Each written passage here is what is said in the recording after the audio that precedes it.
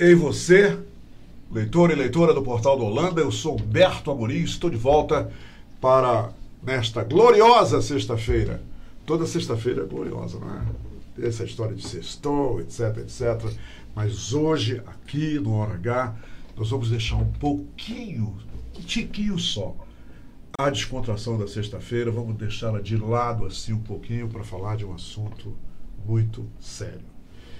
Eu quero começar essa entrevista de hoje fazendo uma pergunta para você. Uma pergunta de suma importância. Você sabe qual é o melhor caminho para a prevenção? Olha o que foi que ela me disse ainda agora. Ela me disse: Humberto, o melhor caminho para qualquer problema é a prevenção. Entenderam? Quer dizer, não é o caminho para a prevenção, é o caminho para resolver um problema. É a prevenção. A doutora Lucila Valois, promotora de justiça, ela está aqui com a gente para falar de um programa super importante. Importante para mim e para você, principalmente se tiver um adolescente, uma criança, um idoso em casa. Você vai ver que a abrangência dela, em termos do assunto que nós iremos abordar aqui, é muito maior. Não pode ser dimensionada com palavras. Pelo seguinte, ela é coordenadora do PLID, o Programa de Localização e Identificação de Desaparecidos. Esse é um programa que também envolve, numa outra esfera, o SINALID, ok? E que ela vai nos falar sobre isso detalhadamente. Só uma coisa, antes de eu pedir o comercial e passar a palavra para a doutora Lucila, que gentilmente aceitou o nosso convite.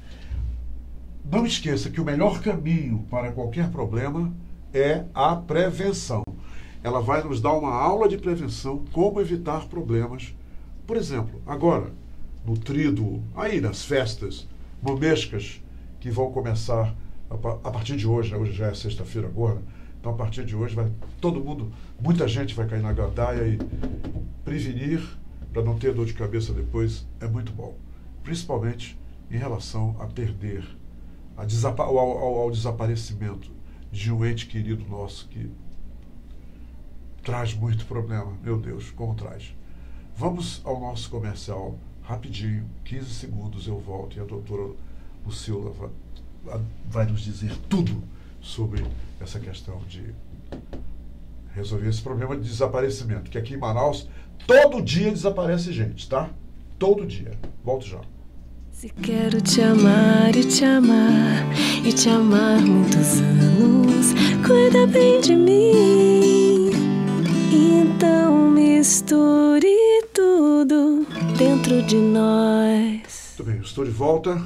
Mais uma vez agradecendo a doutora Lucila Valois, que vai conversar com a gente agora sobre este programa que ela coordena. Doutora, seja bem-vinda. Muito obrigado por ter aceito o nosso convite de vir aqui no Hora H do Portal do Holanda para a gente conversar sobre isso. Diga uma coisa para a gente. Que programa é esse? Há quanto tempo ele está sendo implementado? E qual é realmente a missão que a senhora tem à frente da coordenação desse programa? Boa tarde, Humberto. Boa tarde aos leitores e ouvintes do Portal do Holanda. Primeiro, eu queria fazer uma correção. Eu não fui convidada, eu me convidei para vir em razão do alcance do Portal do Holanda, em razão do alcance da sua porta de entrevistas aqui.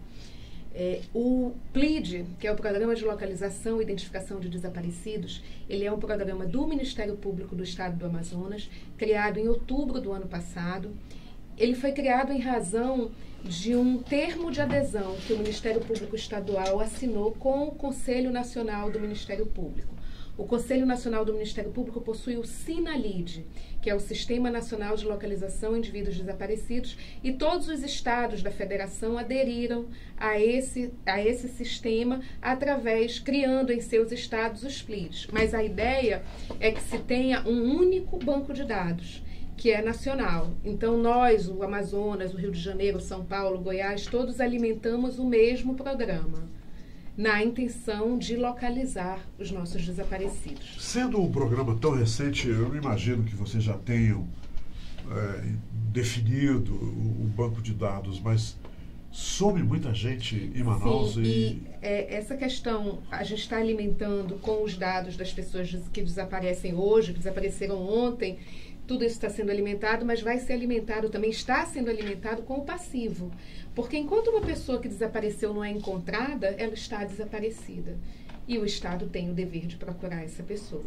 Então, porque tem uma família chorando. É um luto permanente. Aquela família que tem uma pessoa que desapareceu, eu tenho por certo que é uma dor muito maior do que aquela que enterrou um ente querido. Então, nós estamos alimentando com o que vem desaparecendo, com esse número que é diário, todo dia desaparecem pessoas. Todo dia desaparecem pessoas. E nós estamos alimentando com passivo. Para alimentar esse passivo, nós estamos contando com a colaboração do Coronel Bonatti, da Secretaria de Segurança. Estamos fazendo um termo de cooperação com a Secretaria de Segurança Pública, onde ele passa a nos enviar toda a relação de desaparecidos registrados nas delegacias de polícia do Estado do Amazonas. A maioria é encontrada, doutora, dessas pessoas? E qual é a maior razão? A senhora já conseguiu detectar? Qual o motivo que mais leva as pessoas a desaparecerem? O fenômeno do desaparecimento ele é um fenômeno heterogêneo, porque você vai ter várias razões. Existe, dentre as estatísticas dos órgãos que já se dedicaram a fazer esses dados, a juntar esses dados e estudar, um grande número deles não se sabe a causa. Um número razoável, por um estudo do PLID do Rio de Janeiro, se tem que um número de cerca de 20 e poucos % desaparece em razão de conflitos intrafamiliares. Então, esse seria o primeiro... Brigas em família. Esse seria o primeiro percentual que se tem de dados conhecidos. O maior, de 70 e poucos %, não conhecido, que é o que pode estar relacionado com algum fato criminoso. Pode ser sequestro, pode ser rapto, pode ser tráfico de pessoas, tráfico de órgãos. Ele pode ser criminoso, como ele pode não ser também. Existe aquele desaparecimento voluntário. A pessoa que quis desaparecer, que quis sair. Um outro dado, num número menor, mas não menos importante, transtornos psíquicos. Muitas pessoas com transtornos psíquicos acabam desaparecendo. Às vezes, o idoso que já está com algum problema sai e não consegue voltar. Porque não sabe o endereço da casa. Isso. Problemas com entorpecentes também, muitas vezes, é um dado que também gera um percentual nesse gráfico de causas do desaparecimento. Crianças. O que mais leva ao desaparecimento de crianças? Porque ainda ontem mesmo eu vi nas redes sociais alguém pedindo ajuda para localizar uma adolescente que tinha saído de casa e de repente não voltou. É comum se ver casos de adolescentes em razão de envolvimentos amorosos, de namoro, os conflitos intrafamiliares que... A pessoa que mais desaparece no Brasil, ela está entre 12 e 34 anos. 12 e 34 anos na adolescência. Muitos reaparecem, muitos reaparecem. Mas se um não reaparecesse, o Estado já deveria intervir. Esse um que não reapareceu, o Estado deve intervir. Qual é o tipo de equipe que foi treinada, desenvolvida para ajudar na recuperação dessas pessoas? Existe um trabalho sistemático baseado nos desaparecimentos, doutor? O desaparecimento ele deve ser registrado na delegacia de polícia. É o primeiro passo? É o primeiro passo. Inclusive, a lei não existe, porque é cultural se falar que tem que esperar 24 horas do desaparecimento. Sim. Não tem. Aquela pessoa que tem um vínculo, seja familiar ou de amizade... Uma coisa, desculpa. Essa história de que tem que esperar 24 horas é mito. Isso não existe. Foi inventado isso. Fake news. Fake news. Fake news. Tá claro isso não existe. Okay. Então, assim, aquela pessoa que convive com aquele que estaria desaparecido, é ela que sabe quando aquele deveria ter voltado para casa, o que é o costume daquela pessoa fazer e ela não fez, o que fugiu da normalidade. Então, é ela que sabe o momento em que considera aquela pessoa desaparecida. Isso pode ser com meia hora de que ela saiu. Eu saí daqui, eu disse que eu ia à casa da minha avó. Eu levo 10 minutos para chegar à casa da minha avó, eu não cheguei, eu nunca fui para outro canto. Aquela pessoa está desaparecida. Okay. Então, já vale o registro. Esse registro ele deve ser feito na delegacia de polícia. Todas as delegacias, todos os DPs, eles registram o desaparecimento. Uma vez registrado o desaparecimento lá, ele é encaminhado para a DOPS, que é a Delegacia de Ordem Política Social, que vai investigar esse desaparecimento. Essa é uma atribuição da Polícia Civil, que continua sendo da Polícia Civil, não é do Ministério Público. O que nós fazemos e o que nós pedimos para nós termos esse registro também, por isso o termo de cooperação com a Secretaria de Segurança, que todos esses registros nos sejam repassados, é porque nós vamos incluí-lo num banco de dados onde vai haver uma possibilidade maior de se encontrar essa pessoa. Entendi. Nós temos aí, começando hoje, e vai até terça-feira que vem, o Carnaval. Bandas, blocos e essas manifestações populares por toda Manaus. Eu estava na última quinta-feira, ali naquela área da Praça São Sebastião, eles estavam tendo um esquenta ali da banda e tudo. E eu, como queiro que é nada, comecei a perguntar de pessoas ali se as crianças estavam com identificação. Nenhuma, doutora, nenhuma criança com identificação. Quer dizer, aí eu digo, eu tenho que levar isso ao conhecimento da minha entrevistada, a doutora Lucila. E uma outra coisa que nós gostaríamos de saber. Uma criança se perde, ela está sem a fitinha lá de identificação. E vai ser levada para onde? Qual é a recomendação de quem achar uma criança perdida? Porque a gente sabe que quando uma criança está perdida, só o comportamento dela já diz tudo. Geralmente começa a chorar, não é isso, doutor? Nós, inclusive, pelo PLID, nós enviamos um ofício circular para todas as bandas que estão registradas na Prefeitura para funcionar em Manaus. Na semana passada, nessa semana, nós teremos banda até o dia 24 de março. Fato até que me surpreendeu, porque 24 de março já está quase, já no meio da quaresma, já quase na Semana Santa, mas ainda vai haver uma banda. E o ano já começou, né? E o ano já começou. Mas o risco maior mesmo é nesse período, onde já se está. Nessa recomendação, qual era a orientação que nós dávamos para a banda? Primeiro, que usassem o serviço de áudio para orientar que as crianças deveriam ser identificadas com pulseira, com algo que fosse mais fácil de localizar o responsável. É do seu conhecimento que isso está sendo feito? Nós tivemos respostas de algumas bandas, né? Agora, o que fazer com a criança encontrada perdida? Nós temos um paradoxo, a encontrada perdida, mas que alguém encontra numa situação que parece estar perdida. Essa criança, na orientação que nós demos, inclusive para as bandas, foi que todas elas tivessem um local, tipo um ponto de encontro, e que isso fosse anunciado através do sistema de áudio deles, um local de um ponto de encontro. Mas o mais importante que isso, Humberto, é que isso aí eu falo para o ouvinte, para o leitor, é que o responsável tenha aquela consciência de não levar um menor para um local que não é adequado para ele. Essa é a maior prevenção. Então, quando a gente fala na prevenção, isso a nossa avó já dizia, né, que é melhor prevenir do que remediar, sim, né? Então, é claro, você quer assistir o desfile no sambódromo, vai levar a criança, identifique seu filho. Identifique, porque há uma aglomeração de pessoas. Então essa pulseira foi distribuída pelo Ministério Público ou é pela banda? Não, a banda que tem que providenciar. Assim, a gente pede até que os pais mesmo, se não tiver um órgão dando, que ele faça essa identificação.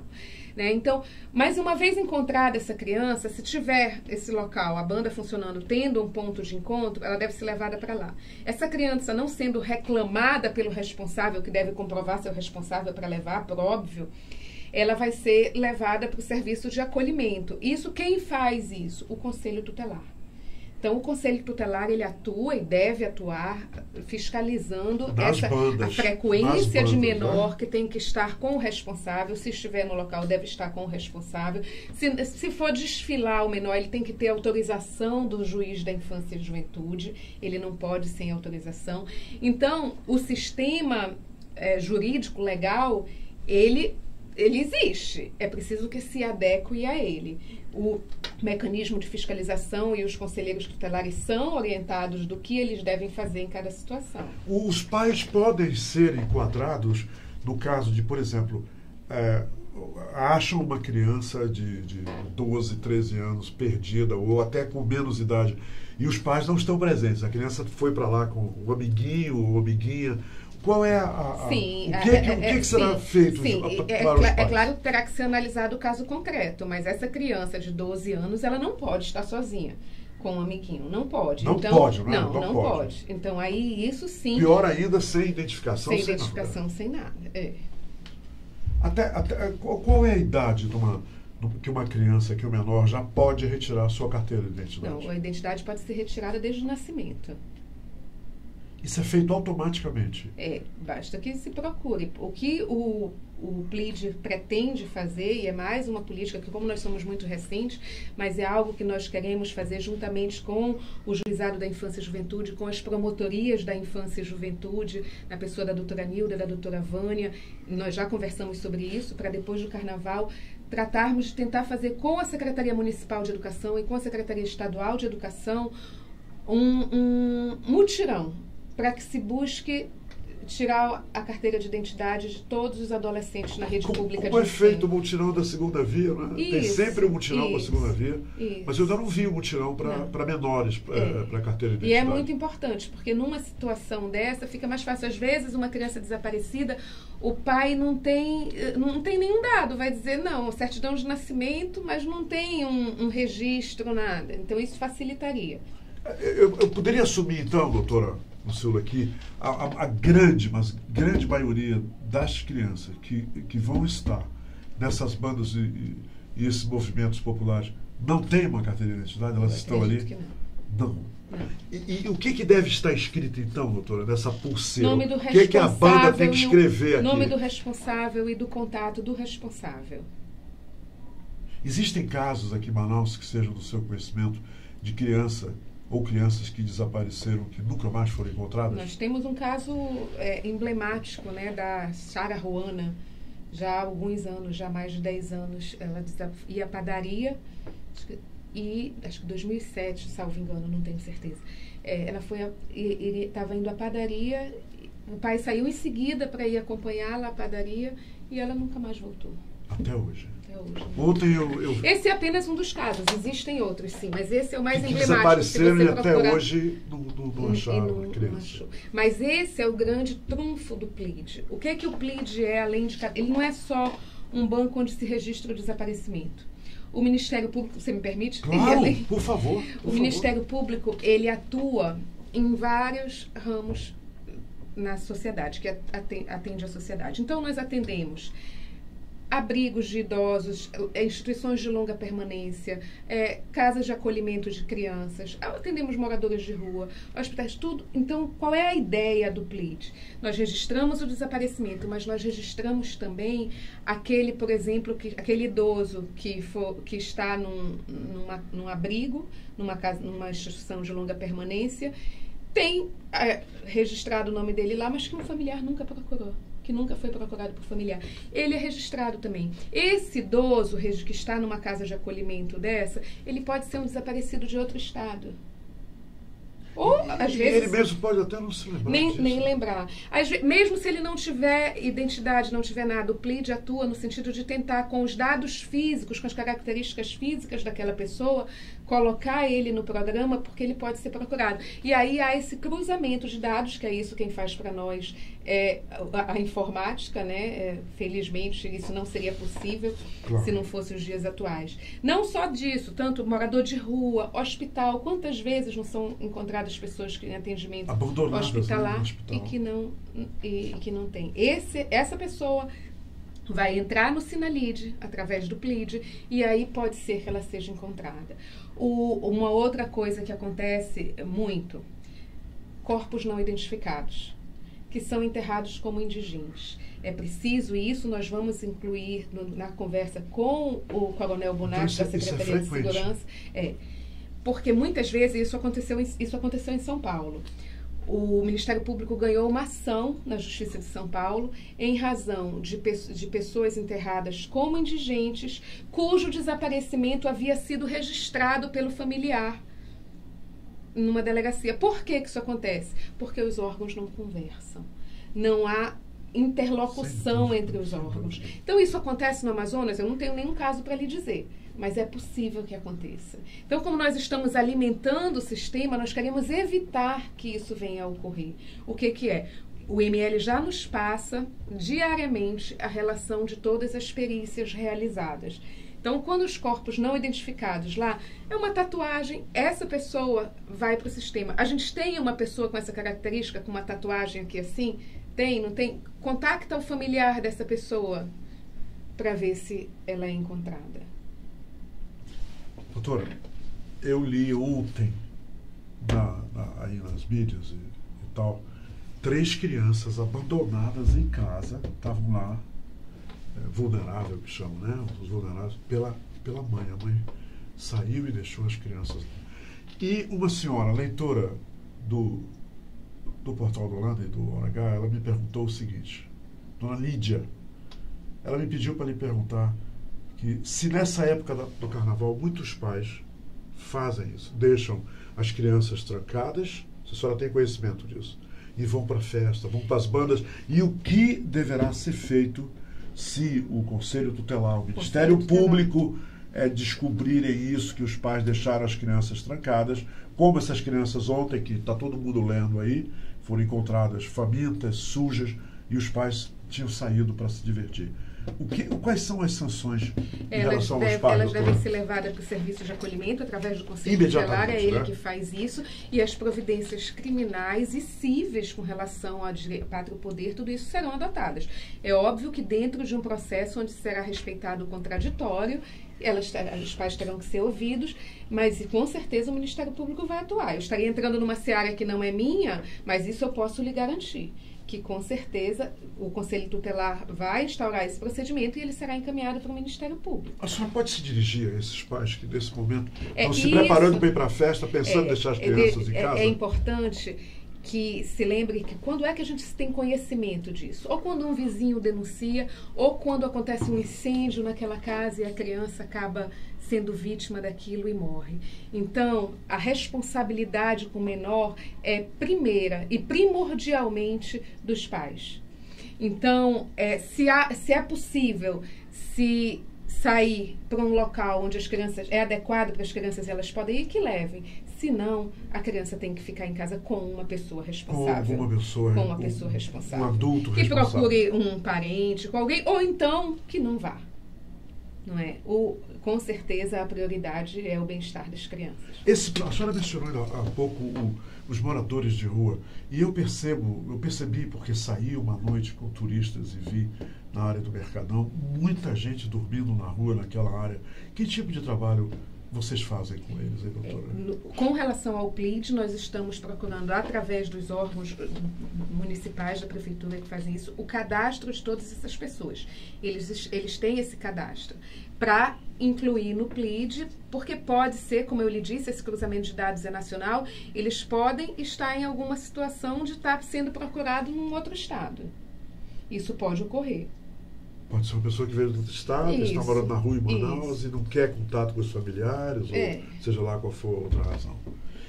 Eu vou lhe dizer uma coisa. Eu vou fazer esse teste de propósito. Eu vou numa banda, eu vou perguntar às pessoas se os filhos estão lá identificados. Então eu aproveito aqui para ressaltar a todos os organizadores de banda. Você que recebeu o nosso ofício circular, que recebeu a nossa orientação, eu encontrei agora um fiscal. É o Humberto. Eu irei e vou ficar observando se alguém pega o microfone para dizer, olha, se uma criança desaparecer, se você encontrar uma criança desaparecida, leve bem aqui naquela porta, que é um ponto de encontro. Isso que nós estamos pedindo. E vocês que são pais, verifiquem se elas estão usando pulseirinha. E eu vou lhe ligar, eu vou lhe dizer, eu vou lhe dar um retorno. Se nessa banda houve isso, tá bem, doutora? E além do eu acho que a gente precisa fazer isso. A gente tem que ter fiscais disso. E não é só no carnaval, não, né, Humberto? Porque há vários eventos com aglomeração. Ressaltando sempre que criança, por exemplo, não pode trabalhar. Um vendedor ambulante no carnaval. Não pode, não é permitido. Então, essa criança não tem que estar ali. Esse trabalho não é permitido. E isso não é só no carnaval, isso acontece sempre em todos os eventos que tem grande número de pessoas, que tem aglomeração. E o que a razão maior, como eu disse, eu me convidei para vir, em razão do alcance do Portal do Holanda e do Hora H, é porque, e é importante que se faça essa ressalva, quando nós começamos esse trabalho no PLID, primeiro contato, obviamente, com a Secretaria de Segurança para que nos fossem enviados todos os registros de desaparecimento feitos lá. E eu lhe digo, as pessoas procuram mais o Portal do Holanda do que a delegacia. Que legal. É óbvio que o alcance da internet hoje é muito maior. Então, enquanto você vai na delegacia, vai fazer um registro, como que aquilo vai chegar visível? Você põe no portal a foto daquela pessoa desaparecida, está ali imediatamente. E o pedido do Ministério Público, do PLID, para o portal do Holanda, é que esses registros feitos no portal também sejam encaminhados para nós no PLID. Nós temos, se for possível, até fazer o link no próprio portal, porque no nosso portal do MP tem um formulário de preenchimento. Eu vou verificar isso, sem dúvida. Porque nesse nosso formulário a gente tem os dados que a gente precisa, os principais, para colocar no sistema. Então, o portal do Holanda é, acima de tudo, um canal a serviço da sociedade. Eu fico muito feliz em ouvir isso e preciso lhe dizer, nós temos uma auditoria aqui no portal do Holanda que é mensal.